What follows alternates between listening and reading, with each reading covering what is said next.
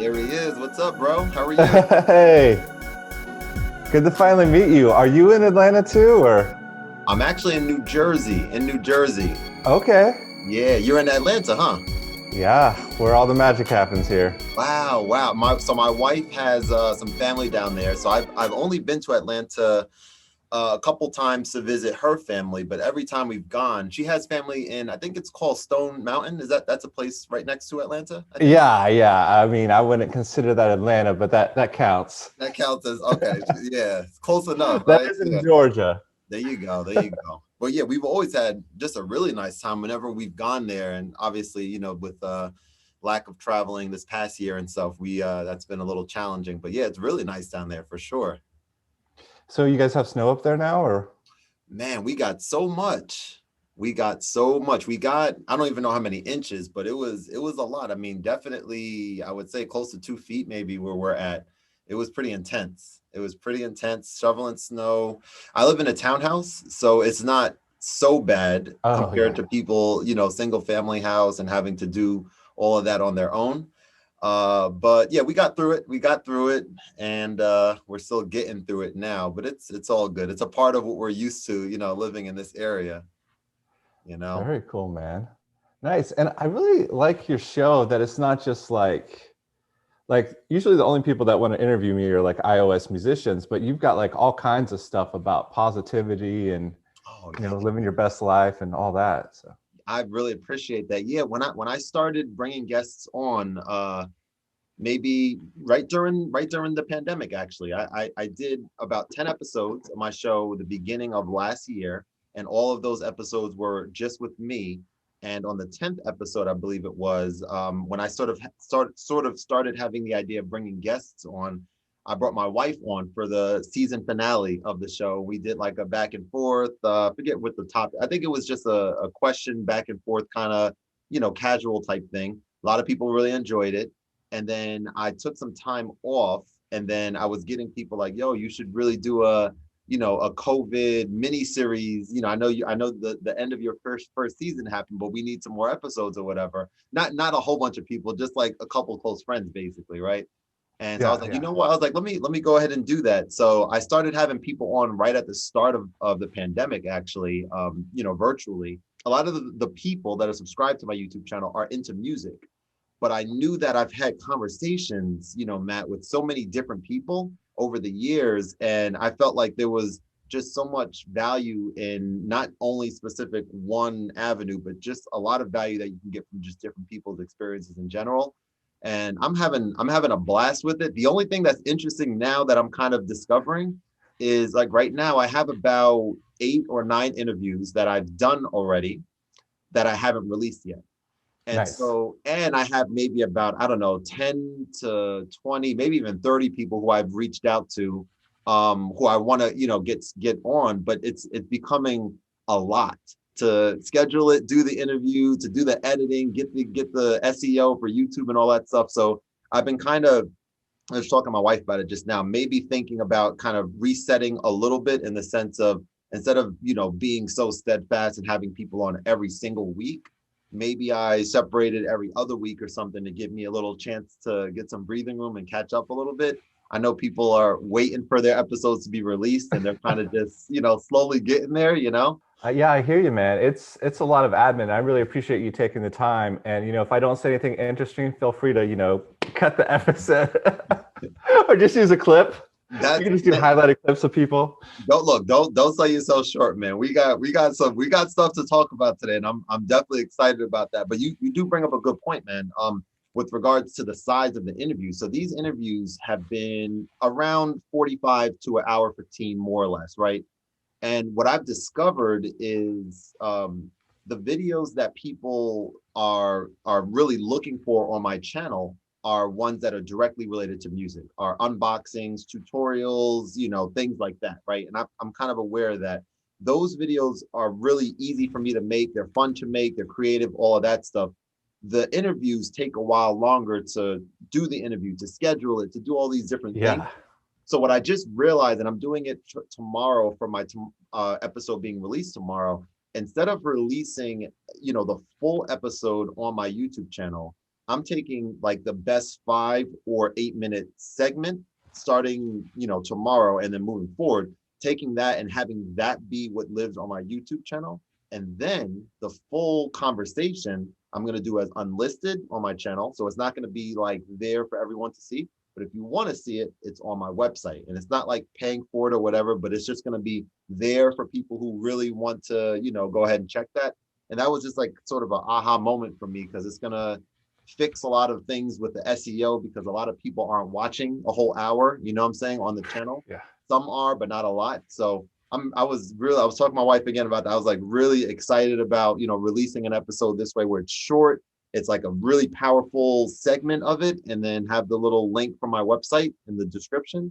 And then it's all good from there, Makes a lot of sense. Cool. So yeah, so we're not being live streamed right now then. Correct. Yes. Okay, perfect. No pressure then. I have to let people know that too, because I think a lot of people do think that. And that's another thing. I thought that that definitely doing a live stream instead means now it's available right there on the fly, and there's no real editing afterwards. It's like you have the interview and it's already available. That might be something, and it is something I've considered and might do down the road as well, just to not have this extra task of needing to, do all this extra stuff afterwards. But it's cool, Matt, it's cool having the ability to make these types of decisions, as I'm sure, being a co-founder of Audiokit, like having an idea about something and then kind of saying, you know what, I think we should try it this way, and, kind of maybe going back and forth and kind of figuring out what the best solution is, and then trying it and then see what happens and then pivot and kind of, continue onward from there, Yeah, that's really great advice. And gosh, if I was in your position, I would almost like cut these things down into like bite-sized things, or like, here's, 5 ways to get better at, this type of production, or here's how to get started making apps, and then you have like these interviews with people where you could, do like little 2-minute bite-sized things, and that versus just like, yeah, here's an interview with Joe Smo for 50 minutes, maybe that's something cool that people like. I don't know. That's a really, really good idea. And I think that, I mean, I know that when I have like, when I reach a point where I'm able to, and this is like maybe forward thinking a little bit, but having someone on my team that's going to like be doing some of the editing and stuff like that, that would be a hugely beneficial thing to have, not just the one segment that I guess I have the time and patience to kind of do right now, but saying, hey, look, this person is going to be working on, taking these 5 segments, and they'll be posting them on my channel. They'll be putting the little snippets on Instagram and all that stuff. I'm very excited to, get to a point. And I'm not at all, I have to say this too, because I've heard a lot of people talk about how important it is to enjoy the experience, getting to where you feel like is the end goal type thing. And I'm very much in that position where I'm like going with the flow. And even though I feel like I'm excited to talk to you, that's why I'm probably like talking fast and stuff right now.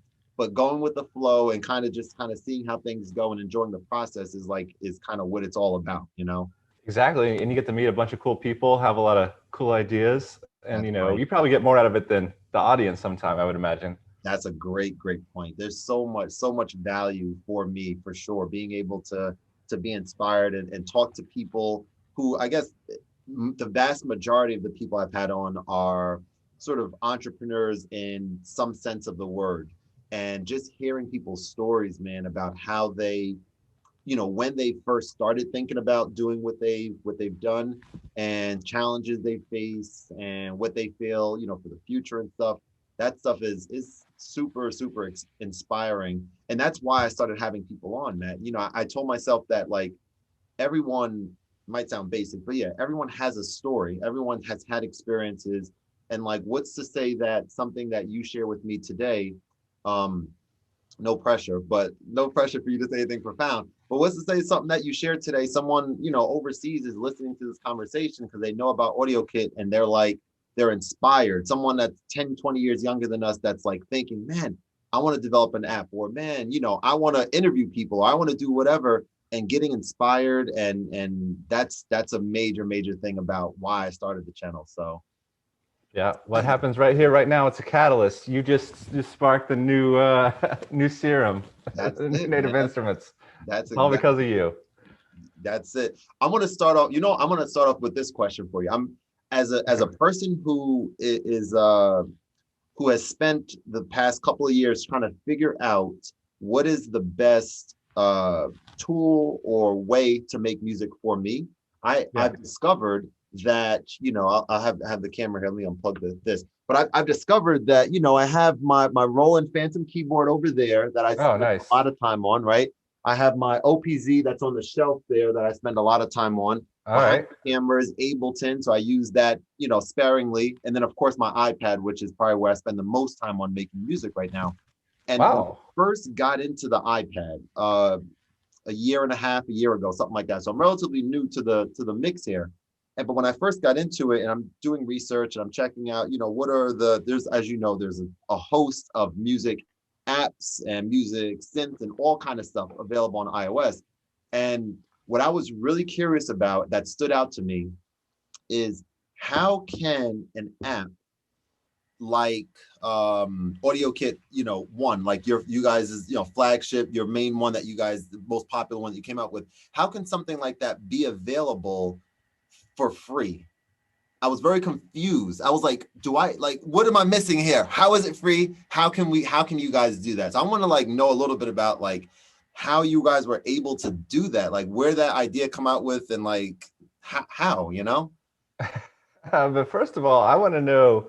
So you've been doing it for a year and a half. So like, what got you into like iOS music making? Was there someone that inspired you, or you saw Uh, something, or?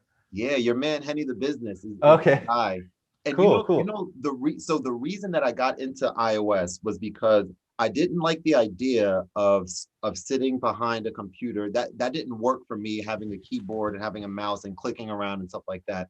I kind of was trying to force my way into learning that, because I knew that a lot of very successful, I guess the vast majority of people that produce and compose music use some form of computer and a screen type setup.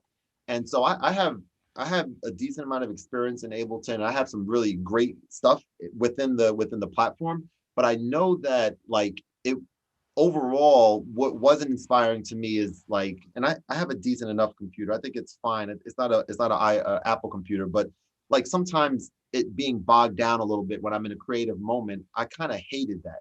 And I said, all right, this is frustrating. It didn't happen all the time, but it happened enough. And I knew that an iPad was something that I wanted to get for other reasons, like my tutoring business, and I needed a stylus and all that kind of stuff. And then I started experimenting, and I think on Reddit, someone directed me to, oh, you should check out Henny the Business channel. And from that moment, this is before I even started the channel. So he inspired me not only to with the music stuff, but also the YouTube channel. If you look at my first few episodes and you look at some of his videos, you're like, okay, I see some influence there for sure. And he's a great dude. I haven't had a chance to meet him, but I have had a chance to interact with him, frequently through his channel and through there was a conference, a virtual conference last year, and he failed in one of my questions. I forget which company it was with, one of a tech conference type thing, and he was Hmm. one of the people on the panel there. And I was in the live chat, and at the time I had 300 subscribers on my channel, and I typed the question in. I said, hey, Henny, you've inspired me to start my YouTube channel. My name is Kevin, and I'm just, I just hit my 300 subscribers. What type of advice would you have for someone that wants to, be successful on the platform? And he gave just amazing advice. One, as simple as it might sound, stay the course, continue. He said that's amazing to be there in only 3 months or whatever it was where I was at. But he also talked about these three things. And he talked about, and something that he's heard from somewhere else, where I guess that's how knowledge and information spreads. He talked about how the videos that he puts out, he tries to educate. People are always wanting to look up and learn stuff on YouTube, right? That's the major thing. So you have to educate. Talked about motivating. So putting yourself out there and being, I guess, transparent in a way where maybe if something doesn't work for you, if something does work, let your audience be inspired by your challenges that you face, things like that. And then he talked about entertaining people. And I'm like, huh. entertaining, whether it's if you're a funny person or if you're cool or whatever it is, something that's galvanizing.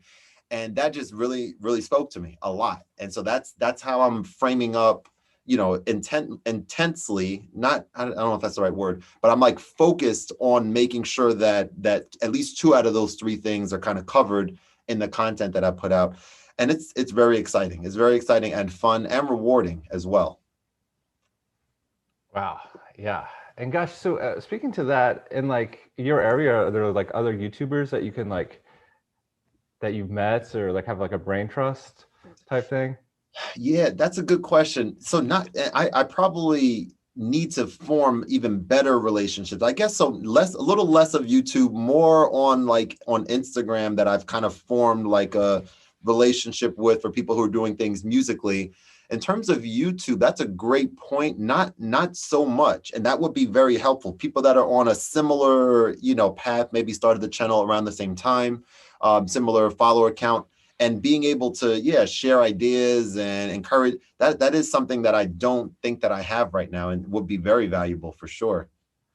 So it's kind of interesting because that's kind of like a secret to like what's going on in Atlanta. Like I don't know if you know this, but like most of like the iOS YouTubers live here. It's like Henny, Bolo, Ave, the Audio Dabbler, Wow. Ben Jordan, Mm-hmm. you know, Richard Devine. It's and it's like this nucleus of iOS like people who are actually doing it in the industry, and then like I'm here, and then Georgia Tech and Morehouse have like embraced it. So we've got all these students who are now like making music apps. So we've kind of got this like little epicenter Yeah. of, well, I guess before the pandemic, but of like people that are all kind of in the same spot. So it's like we're not New York or San Francisco or Berlin, but it seems like the iOS music scene in Atlanta might be stronger than all of them, because you got Yeah. people actually producing records with it. You've got the YouTubers, and you've got like this whole genre of musicians that take the iPad seriously, thanks to people like Henny and Bolo, and people are doing sessions with their iPads. Mm. Yeah.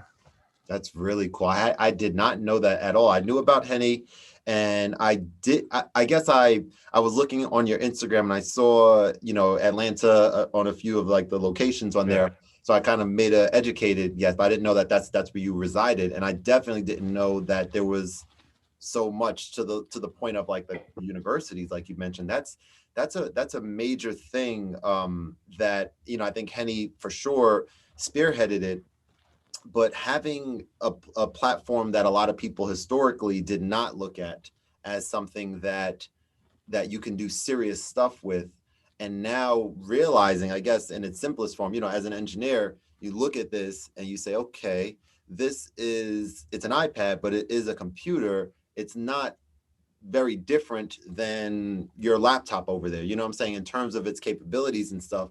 So as long as obviously the developers are putting time and effort and things into making the platform something that's musical, which right now it's really cool that there's so much, is a vast amount of stuff on there. Can be overwhelming for someone new coming in, but there's so much to love about it. And I think I put a comment on your video today. I was telling you about my wife, and I was showing her the digitalism, and Oh, nice. I was like, let me just bring it over to her, and just like let her just mess around with it a little bit, and hit the random button, that random button, clutch, so important. A lot of most things don't have that, but for me, as someone who, and this is another reason with the iPad, I'm extremely quick when it comes to, sort of wanting to get ideas down quickly. And sometimes clicking to find the right sound, like that drives me kind of crazy. I can't really get into a vibe, the searching for the right sound and stuff. I just want to like just get a sound and just kind of make a melody out of that immediately. Maybe because I'm like, maybe that's not the best thing. I don't know, like rushing a little bit, maybe, I'm the same way. Yeah. Are you really? You can relate. Okay, there you go. I think having that random button is, and you guys have it in all your apps, from what I can see, all the ones that I've used. That is huge. I love it. It's really cool, and it's simple, I think, but it's very important, for my workflow. Very cool. Yeah, so I've avoided your question. So what was it that you were going to ask me about Synth One? No, the question with Synth One was that, and I don't even know how easy a question it would be to answer. It's more of a statement about, as a new person coming in, I was kind of just I was I had funds that I was gonna invest in spending time and getting the right music equipment and the right DAW. At the time, I was looking at, Chord Gadget, which doesn't support AUV3, Beatmaker 3, Cubase is 3, those types of things, right? Cubase is 2 at the time. I think 3 came out since then. But my thing was like, this app is free versus this app from, I don't even mention, I guess, other developers, but these other apps that are also amazing are 10, 20, $30. And I was just trying to like say to myself, okay, if I'm using this free app, is the quality not as good? Is that why it's free and this one is $30? I was trying to wrap my brain around it. I just didn't understand how something would appear to be so vast and like powerful and was able to be free. I just didn't understand how that came to be, I guess. Yeah, so that's an interesting question. And so it's like a fundamental thing. It's like, you know, if something's good, you have to charge for it. So I guess I should back up real fast and say, when I first started making Synth One, I just wanted to learn how to make a synthesizer app. And I guess for those watching, it's now the most popular synthesizer on iOS ever. It's like millions of downloads. It's featured in the actual retail Apple stores. I think we're the only app besides like Apple's own apps for music that are actually pre-installed, like in the stores that people can play with. And it's just, wow, a huge cultural movement that's helped, like students and even like musicians in a lot of countries that can't really afford apps or don't have credit cards and receive free iPads make professional music. And so this all started with me just trying to learn how to program a synthesizer app. And there was no code examples. It was really freaking hard to figure out. So it's like, okay, I'm going to make this open source synthesizer so that everyone could learn. And, I guess the first rule of making software, and I guess maybe anything really, is to start simple. So we made like a really simple app called Analog Synth X. And it was downloaded like 6,000 times. And we were just like blown away, like, because it was just supposed to be a code example to show people how to code. So we're like, okay, we could do this for real. It shouldn't take us that long. But it ended up taking us like two more years to make Synth One. Yeah. And then you get to a point where like people play with it and it's like actually good. So then like, if it's good, people expect you to charge for it, And so then it comes down to like, what are you trying to accomplish? And then people would be like, a lot of people will try to raise like venture capital to make an app, and they'll be like, why? Well, so I can get 1 million users. So I need to spend, $10 million. And like, well, what if we could get 1 million users without spending $10 million? So like, what are you actually trying to accomplish there? Yep. So, and through this generosity, we've, not only like changed the lives of a lot of musicians, but also like people who have learned to program and code. And there's like hundreds of apps that musicians have released their first app in the App Store. Because of Audiokit, you can just take building blocks. So like a reverb or an oscillator or, a filter, and you don't have to know how to program those things. You can just add it to your app and kind of construct it, Okay. and, focus on your vision. And when you teach someone and inspire someone to code, you can change their life. You can change their family's life, their trajectory. I've talked to people, that have released apps and they're making like $500 a month, which may not sound like a lot to you or me, but man, it's completely like changed your life, That's major. And it's, it's like just small things like that. And two, it's, great resume builder. But to answer your questions, like, how can it be free? It's like, how can it not be free? So we live in a society, especially now in 2021, where marketing doesn't work, as much, like publicity doesn't work, I could say that as someone who's, had articles in everything from USA Today to Rolling Stone to Engadget, PR doesn't work as well as it did because people are just so distracted. So the only way to really reach an audience is through, building a community and generosity. And not only is generosity the most effective way to create, a business and fan base, but it's also, I think, the most important thing to be doing right now in 2021. Like, how can we not be generous Mm. and build our communities? Man, that's powerful. When you're mentioning that, I'm sitting here. Remember, I told you about the best moments from the interviews, and I'm saying to myself, like, that's a powerful sentiment that some of us, myself included, need to be reminded of sometimes. That, you know, if you have I wouldn't even say if you have the ability to be generous, or to be generous with your time, or services or whatever. I think we all do. It's just to what extent, probably, but we have to. It's so important to do that. And then, like you just said, not only is it helping and inspiring others, but I mean, for you to be to have created something that has been so instrumental, no pun intended, you know, in terms of helping everyone and stuff, like find their musical footing. I was reading a lot of reviews on the app as well, and people, you know, without even going into a full-fledged DAW and having to learn how to do everything, you can just boot up this app, Synth One, and pretty much every single one of you guys' apps that you've released so far, and just play with it. Just play either on the keyboard or connecting a MIDI keyboard, which is another thing that I was going to mention, that I find kind of interesting, is like when I'm making music on the iPad, I tend to try to use the iPad in as standalone of function as possible, as opposed to having it connected to a whole bunch of other things. Sometimes I do, you know, I have, what do I have here? I have my, like a small, you know, MIDI keyboard for, you know, Nice. occasion. But my sort of philosophy that kind of has been working for me pretty nicely right now is, like, when I want to use physical keys, I have two keyboards over there that could, you know, I can do that on, no problem. But the iPad lends itself to really, like, when you dive into the touch interface, which is, it's a total different experience. You're not going to like play a nice keyboard riff on, you know, the iPad or whatever on the screen, but being able to do certain things. I'm sure you've heard of and seen Animog is an Yeah. app, I think, right? So that's another like example with like the way the keys are, where you can like slide them and do all kind of things. That's pretty cool as well. Being able to use the touch screen interface to do things that you can't do right on a keyboard, I think is a powerful thing that you guys are also doing some just really inspiring stuff with, you know? That's exactly right, Kevin. And, you know, I think musicians should approach the iPad as another tool, like an external instrument, and accept the limitations and interface for what it is, and not try to replicate, you know, their desktop on their iPad. Like, Right.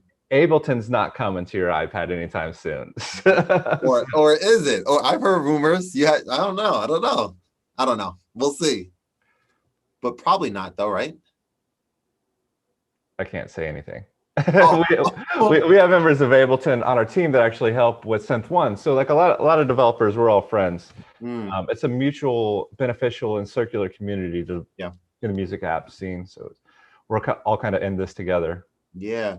Wait, so Synth One. So let me ask you this. How big is the team? It started with you. I see that you're the co-founder. It's since then, I'm sure it's grown quite large, you know, to be able to do the things that it's doing now. So how big is the team now? For Audiokit now, there's like 100 contributors, people that give code. And usually, you know, if people make an app, you know, they can make as much money as they want with it, but we'd ask that maybe they contribute back code to like make it better for the next developer, you know, kind of like pay it forward with code. Yeah, that's cool. You know, as an engineer, electrical engineer, coding was my absolute, I hated it. Were you in Python or? We were using C+ programming. And Oh, I yeah, that remember, sucks. okay, so I got introduced to this program in maybe the worst way ever. Maybe not the worst way, but it was a really bad way for me. As a freshman in college, I went to Rutgers University, and as a freshman, you know, orientation, they're like, okay, look to your left, look to your right. You know, only one of you are going to be here during graduation, right? A whole bunch of people are going to drop off. So I'm like, I'm looking here, I'm like, I don't know what you guys are doing. I was like, I'm going to be here, so I don't know what you guys are thinking, right? But ultimately, first week of school, we're in coding class. And the first day, I remember the teacher saying, okay, class, we are going to do something pretty easy today. We're going to do something elementary, pretty standard.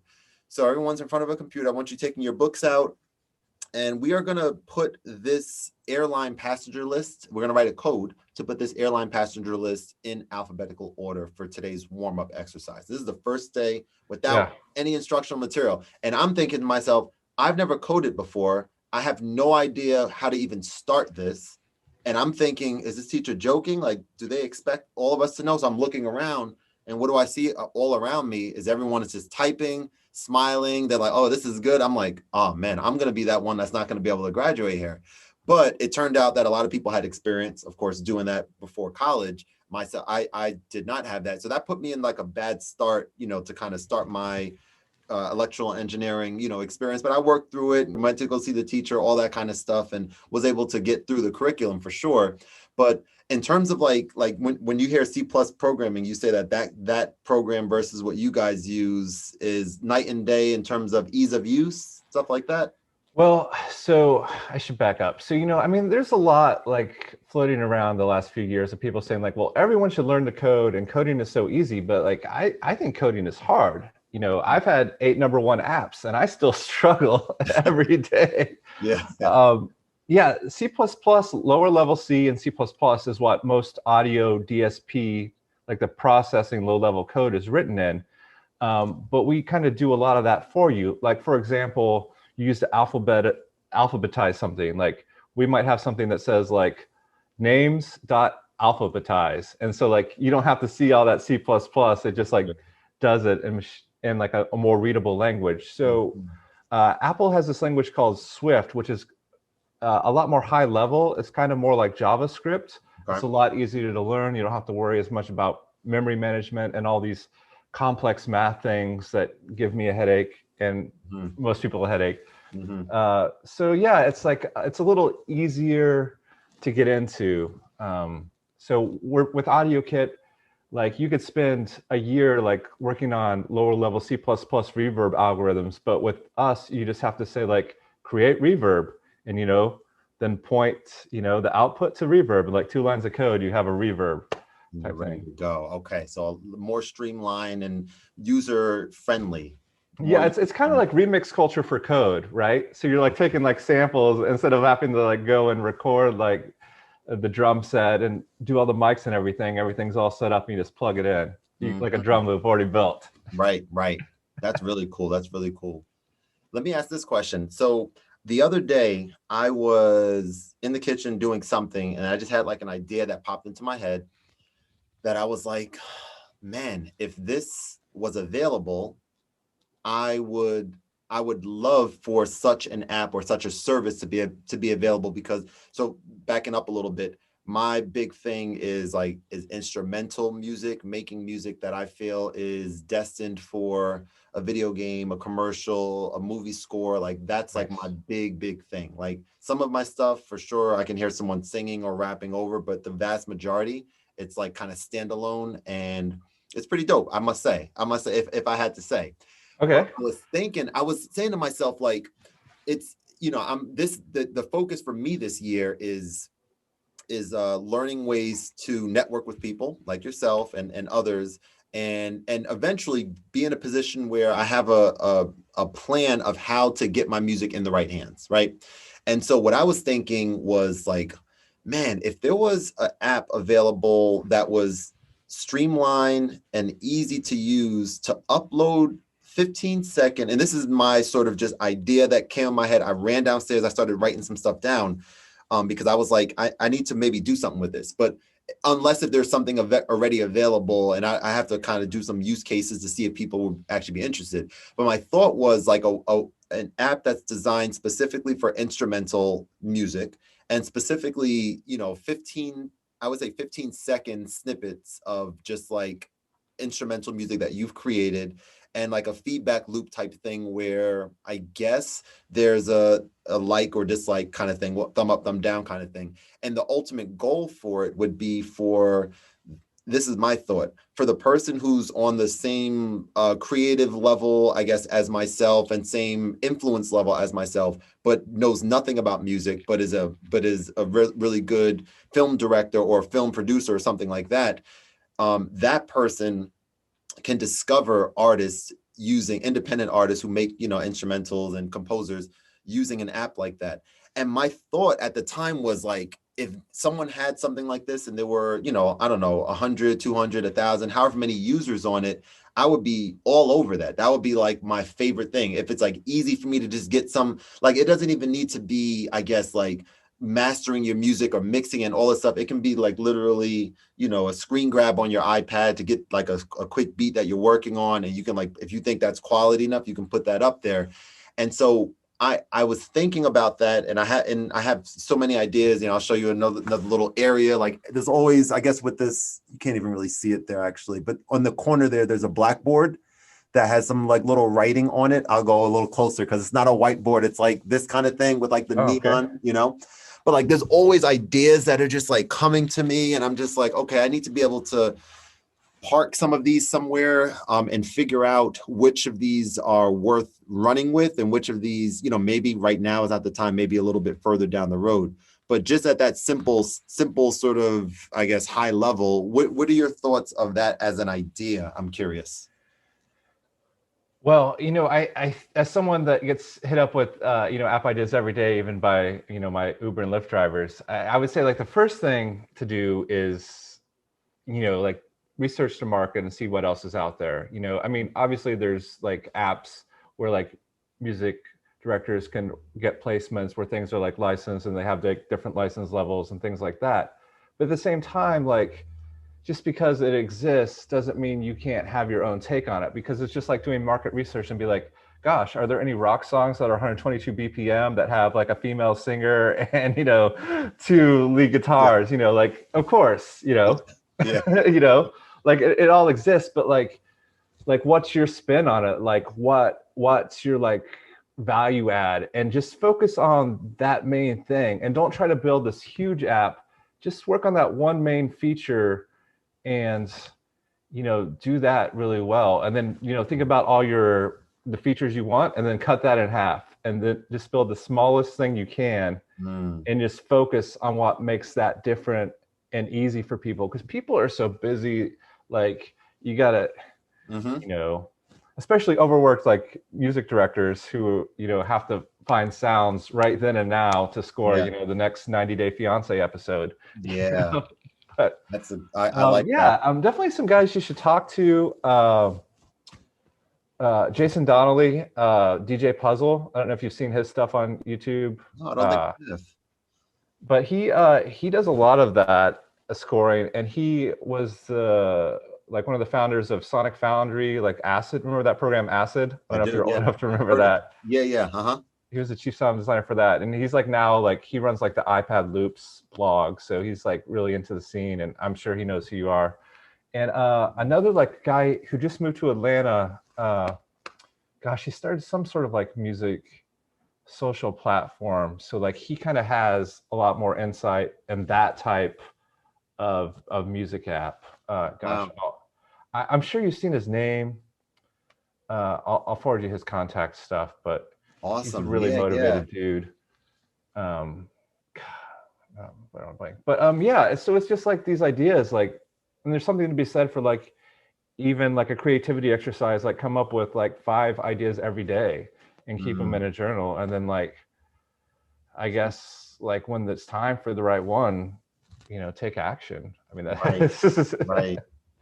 Man, I love that's some great advice there and feedback. And what I'm really excited about is like when you're mentioning these people, I'm thinking I have a corporate experience. I worked at Verizon for 12 years before. Oh, I'm sorry.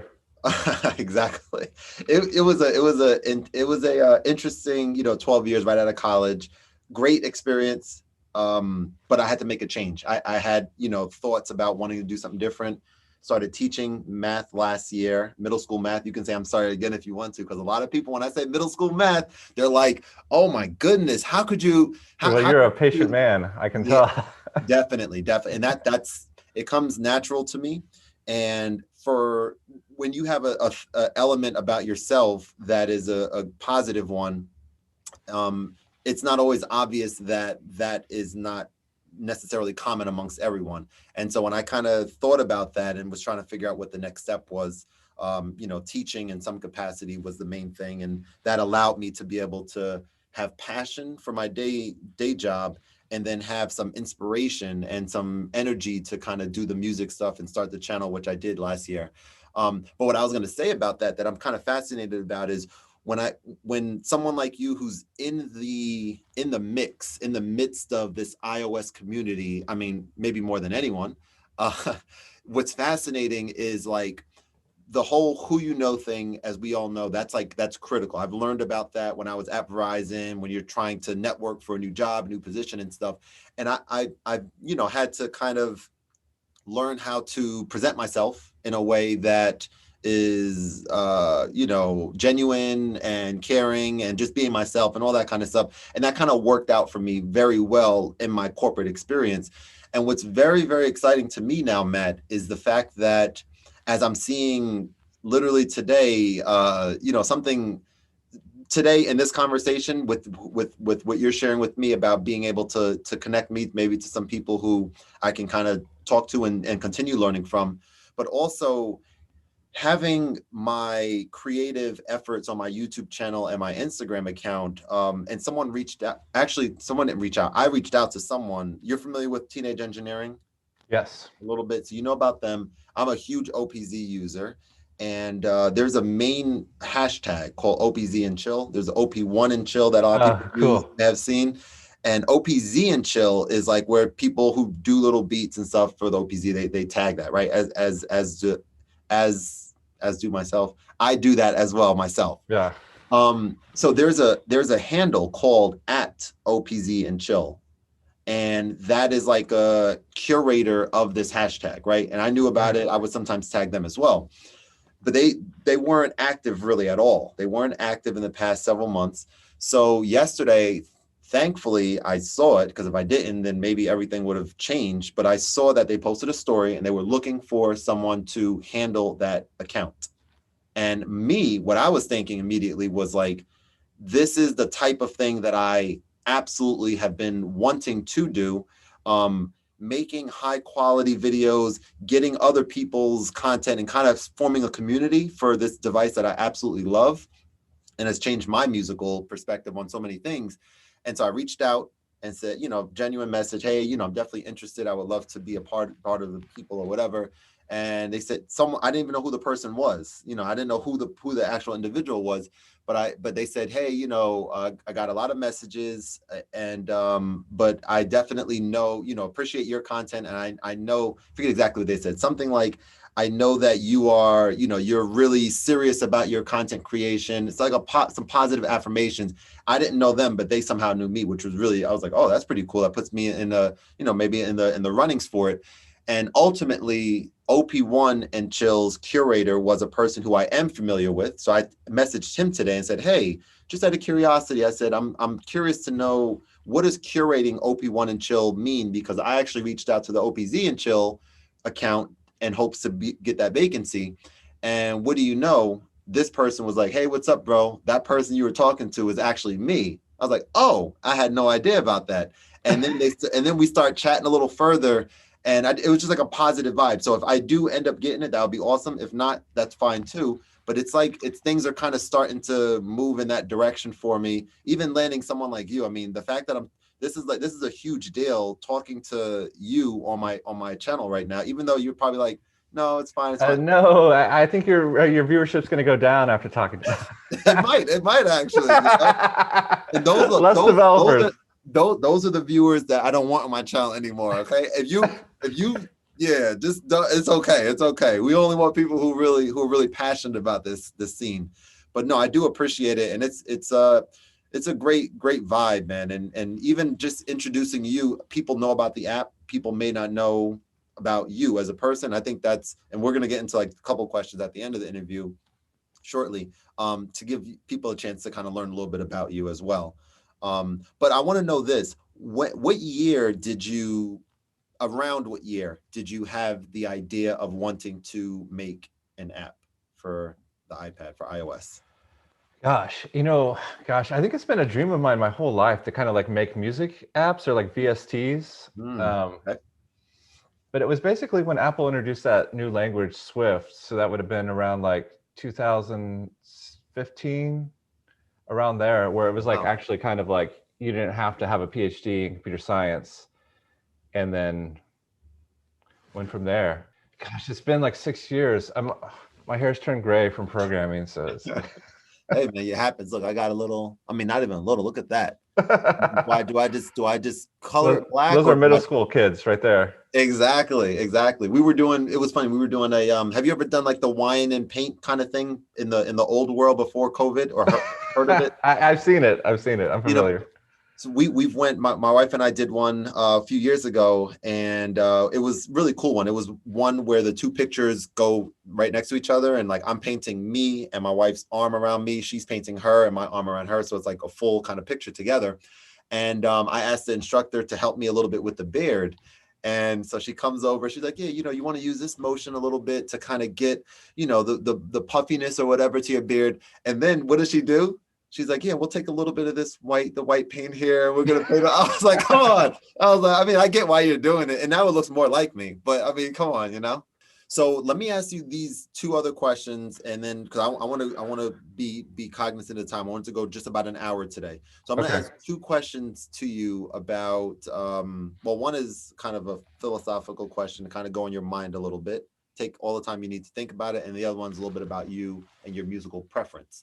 So the first question is, if you had a chance to put something on a billboard and have it up somewhere, what would you want on this billboard? It can be a phrase, it can be words, it can be a picture, it could be both. Oh yeah, that's a good question. Well, the first thing that comes to mind is like be better. It's just like do better. Um, Gosh, because like I feel like we could all do better in like all areas of our life, like relationships, work.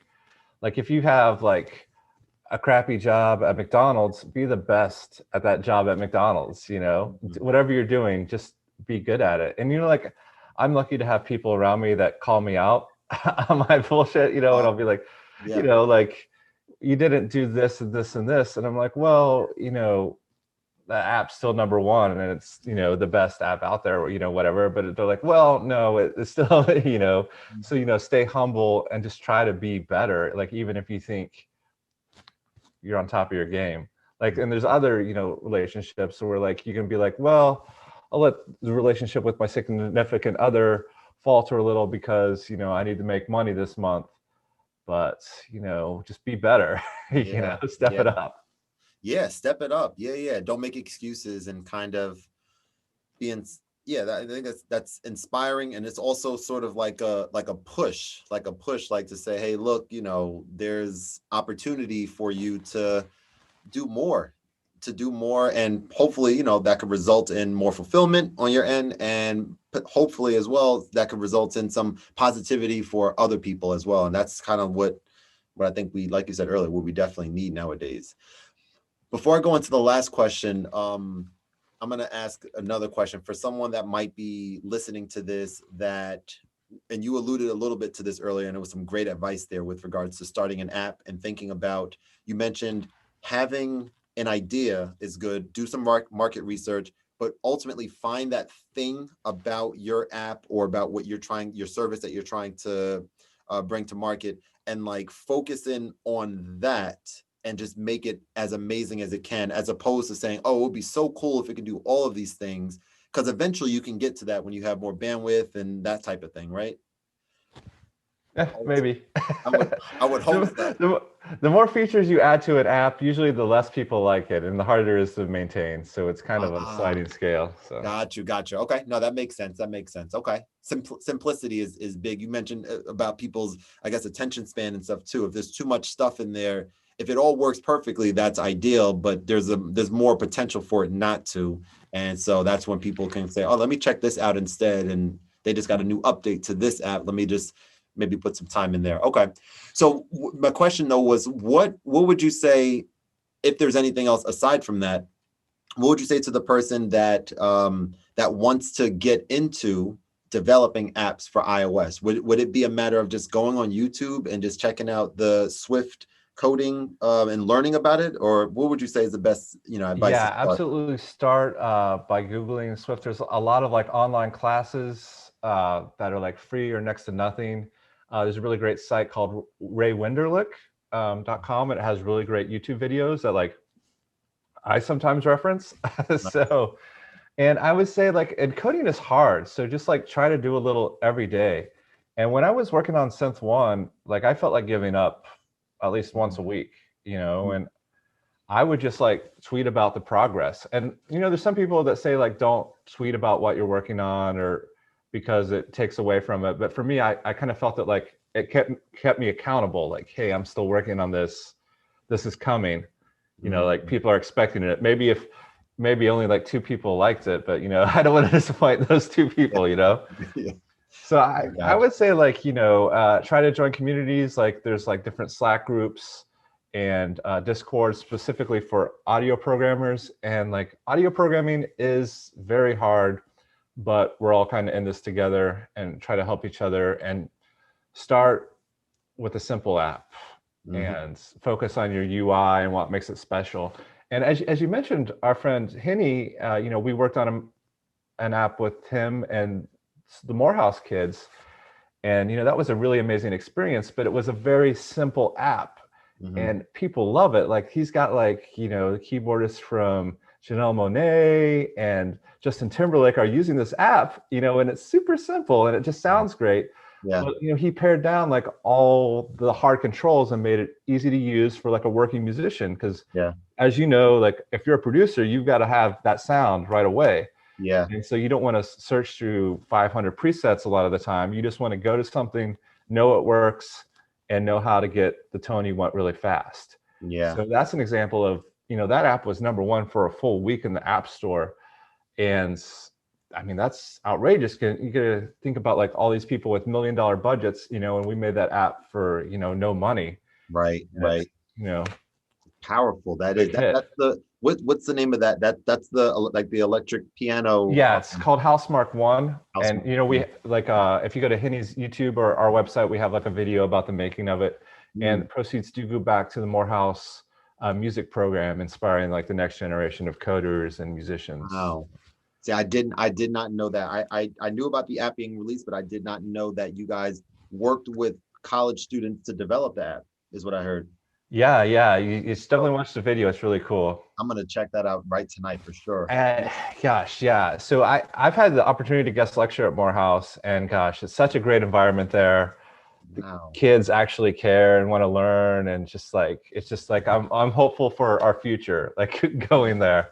Man, that might be open. I mean, not might be. That is opening up something. You mentioned Morehouse, and you mentioned that Atlanta being the epicenter of this world that I'm now sort of entrenched in, and I'm loving it. My wife is a HBCU alum. She went to Clark Atlanta, so she's very familiar with the area and stuff.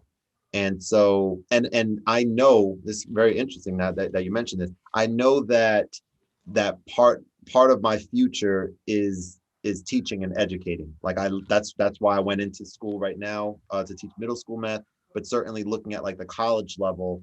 And I've had some opportunities to do some like workshops for college students.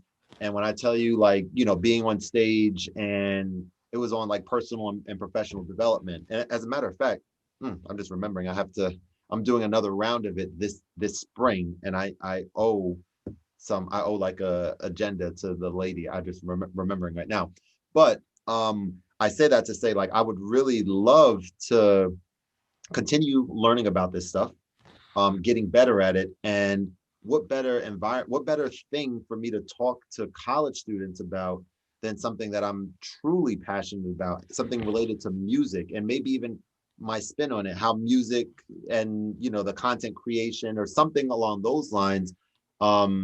That's very, very exciting to me. And I'm thinking about Rutgers, where I have ties in at Rutgers already. I wonder at Mason Gross Art Center, what type of opportunities might be there with regards to this space that might be untapped in this area, but there's a lot going on down in Atlanta. So That's a mouthful, but I'm excited to do a little bit of research on that and kind of see what, what can come out of that. So let me ask this last question to you.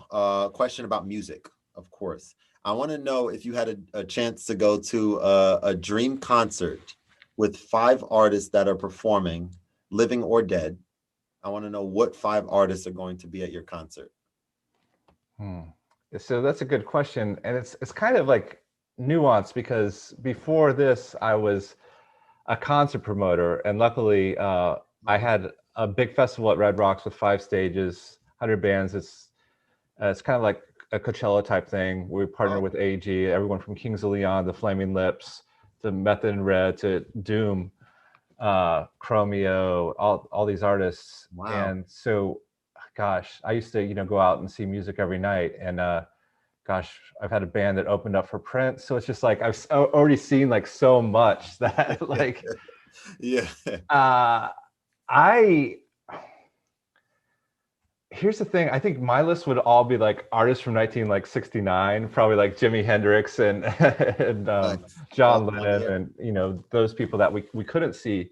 But gosh, I think a lot of people now are like, music used to be so great back in the day, but I have a hot take that might not be popular.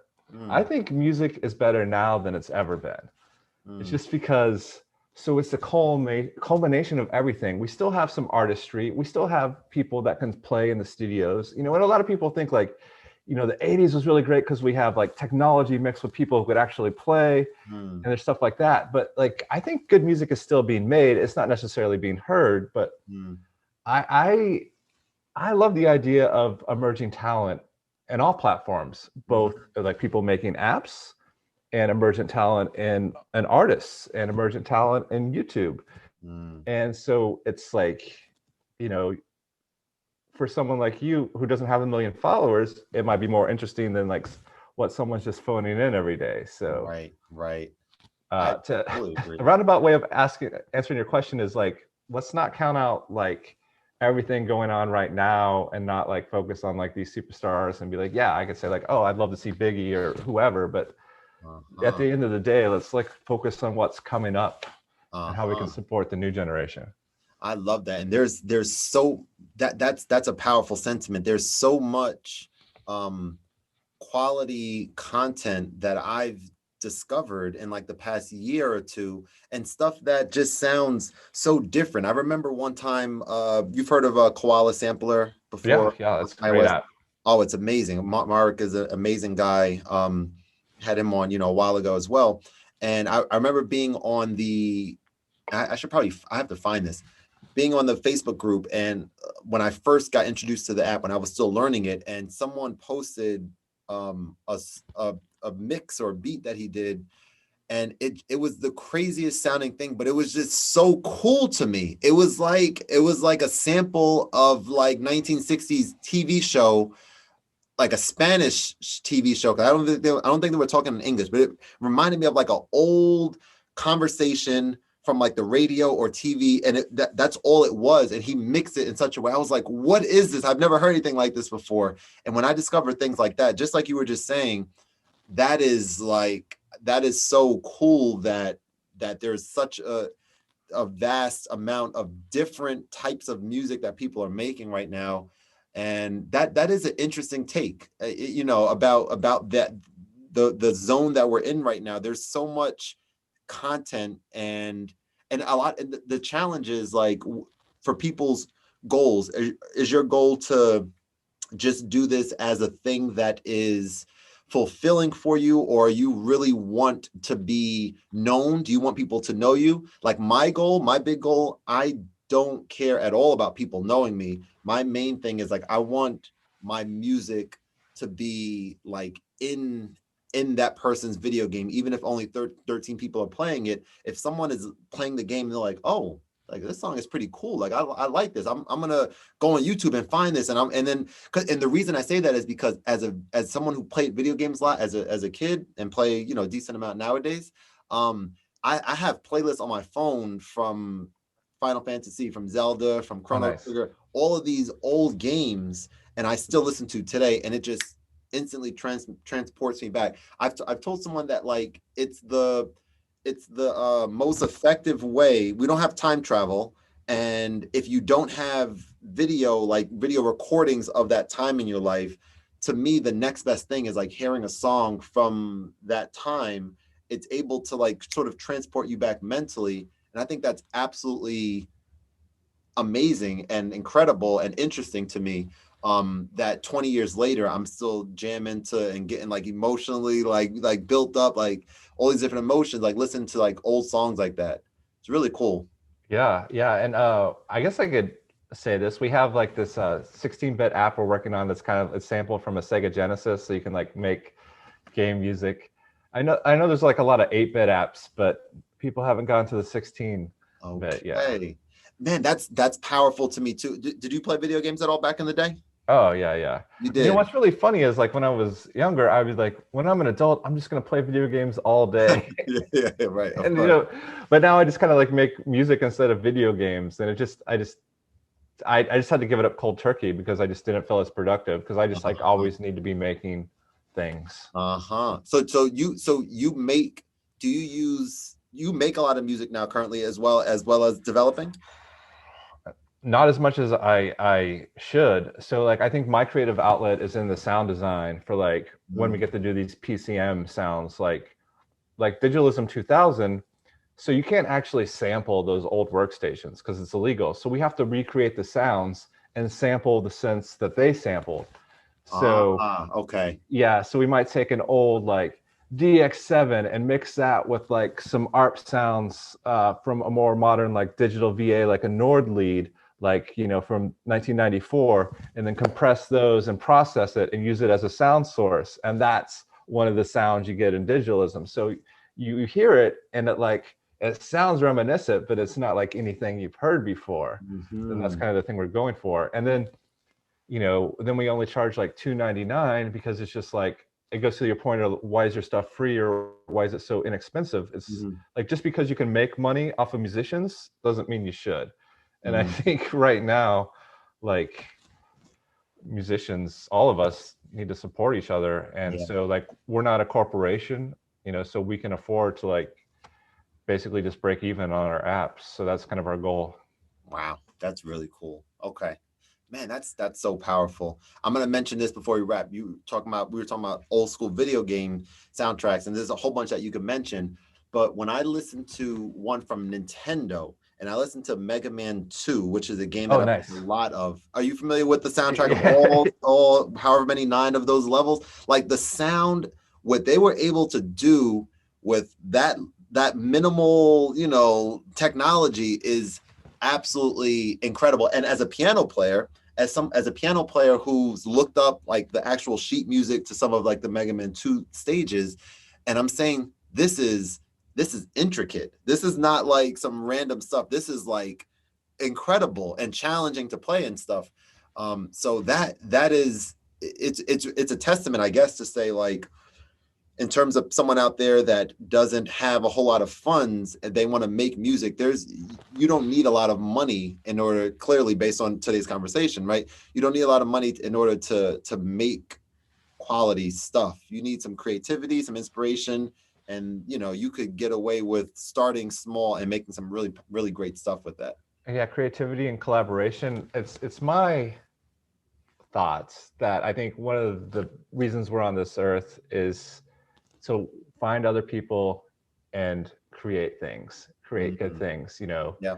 and help each other. So if you can find someone that's, a good artist and work with someone else that's good at sound design and someone else that's a good programmer and come together and create something bigger than the sum of your parts. Yeah. I think that's what I do every day. After this, I have a call with a guy with a PhD who's a million times smarter than me, but we all bring something to the table. I think I graduated last in my class of computer science. So, there's Really, hope for like all dead of us. last. Really? But do those other guys have number one apps? I don't Yeah, know. yeah, exactly. I don't think they do. Are there Maybe. apps on the Apple iPads in the Apple Store? I don't think so. I don't think they are. Yeah. So Man. it's if I can do it, anyone can do it. So Mhm. That's a powerful sentiment. I'm gonna let you go, man. Just thank you so much, so much, so much for taking some time out. This was such a great conversation. I think I'm gonna heed your advice on this episode. Select ones. I will take the time to go through and not just put it out, but grab pieces and do those bite-sized pieces. I don't have the capacity for every episode, but certain ones, especially ones related to music and like definitely makes sense to do that. So you can definitely be on the lookout for that, man. You're gonna see your favorite Oh, yeah, yeah. I hope I make the editing. Yeah, I was just Yeah. like, I'm the same way. Like, I watch like 20 minutes of an interview, then I'm done. Well, that's longer than most, man. 20 minutes is even longer than most. That's good. I think that people's attention span, like you said, it's not, myself included, possibly yours as well. It's not all there because there's just so much being thrown at us. And so as a content creator, that's your challenge, is you have to take time out of your schedule to make content that's a lot smaller. I think about I'll say one more thing. I don't know if you heard of Eric Andre before, the comedian. He is Yeah. he's the funniest person, the second or maybe funniest person on earth to me. His show is absolutely insane. People that know me as like more of a serious person in certain instances, and they found out like my mother-in-law and father-in-law, I had them over. I was like playing that for them so that they can see the show a little bit, and they were just absolutely, they didn't understand how could I find this show like entertaining or funny or whatever. But what's fascinating is there's like maybe 17 hours of content that they're shrinking per episode to like 12 minutes, 17 minutes. And so they have long interviews, they have like a whole lot of stuff that they're recording, but the show is so short, and every single second of the show, something absolutely funny or interesting is happening every single moment. And so that spoke to me a little bit to say, yes, there's something to that. It takes time to do, of course, to parse through everything. But if you want to be good at what you're, delivering, and people will appreciate that, of course. I got called out a few times on my YouTube channel, nothing too serious, but like, one of my tutorial videos, first impressions, I had like 4 minutes of not even 4 minutes, maybe like 40 seconds of me like fiddling through something as opposed to just cutting that piece out, And someone was like, hey, because people's time is valuable. And I, definitely get that. And I joke with them in the comments, I don't ever take anything, too serious and stuff. Yeah. So you gotta have thick skin to be a YouTuber. I know. Yeah. There's people on there that's pretty funny. Maybe my immediate reaction is like, wait, it's like, what did you just say? And then I'm like, okay, that's fine. It's, it's all good. It's all good. But man, I'm gonna let you go. Thank you again so much for your time. I will have your information. I don't know if you want your information out there, but I'm sure people to find you and stuff, I will put it there so people know how to contact you and check out your content. And yeah, man, let's stay in touch. And I will send you an email for a reminder if you could pass along the information to people. That would be dope. I would definitely reach out to them and chat with them. And have a wonderful rest of the day. And we'll definitely, I'll see you on Instagram. I'll see you on the timeline, man, I'm around. I'm easy to find. There you go. Awesome stuff. I'm so glad we made this happen. And you have a great rest of your evening. Okay, sir? Yeah, I really appreciate it. Thank you for your time. I appreciate it. Thanks so much, man. Take care. Happy Wednesday. All right. Same to you.